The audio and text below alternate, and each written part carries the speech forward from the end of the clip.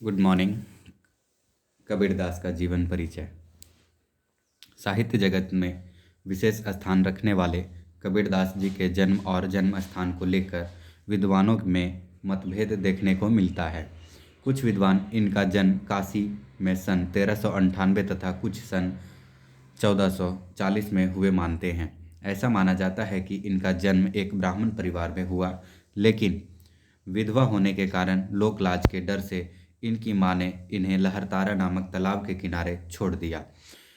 वहां ये एक मुस्लिम जुलाहे दंपति नीरू व नीमा को मिले। उन्होंने कबीर को अपने पास रख लिया और उनका पालन पोषण किया। बाद में उन्होंने पैतृक व्यवसाय को अपनाया और कपड़ों की बुनाई करने लगे। माना जाता है कि कबीर पढ़े लिखे नहीं थे। वो जो कहते थे उनके शिष्य उसे लिख दिया करते थे। वे एक ही ईश्वर को मानते थे, यानी वे एक ही ईश्वर या भगवान को मानते थे।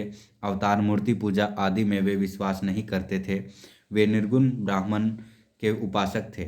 कहा जाता है कि कबीरदास वाराणसी के पंचगंगा घाट की सीढ़ियों पर रामानंद जी की प्रतीक्षा में लेटे गए।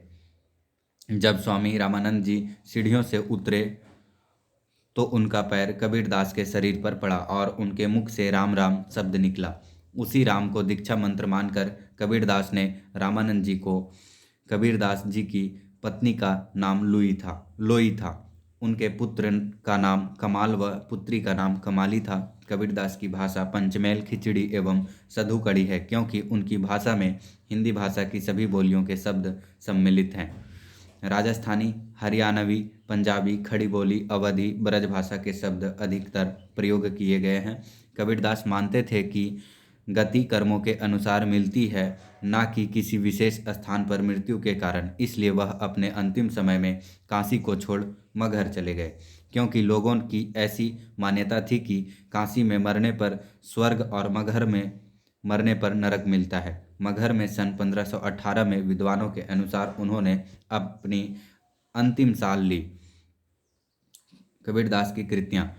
कबीरदास ने कबीर की वाणियों का संग्रह बीजक नामक ग्रंथ में किया है, जिसके 3 मुख्य भाग हैं, साखी, सबद और रमेनी। तो साखी अर्थात साक्षी कबीर की शिक्षाओं और सिद्धांतों का निरूपण अधिकतर साखी में हुआ है। सबद यानी गेय पद है, जिसमें संगीत विद्यमान होता है। इसमें कबीरदास की प्रेम और अंतरंग साधना की अभिव्यक्ति हुई है।